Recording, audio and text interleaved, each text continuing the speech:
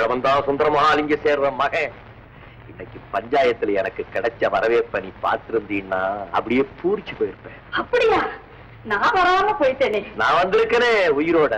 முத்தையா கேட்டானே ஒரு கேள்வி, இதுவரைக்கும் யாருமே என்ன கேட்காத கேள்வியை கேட்டாப்பதா. என்னையா சொல்ற? நாக்கு மேல பல்லு போட்டு உன்னை எவன்டா கேள்வி கேட்க முடியும்? கேட்டாப்பத்தா, பஞ்சாதியோட சேர்ந்து வாழ வக்கு இல்லாதவன் நீ என்னடா பஞ்சாயத்து பண்ண வந்திருக்கேன்னு கேட்டாலே ஒரு கேள்வி. இப்ப என்னையா?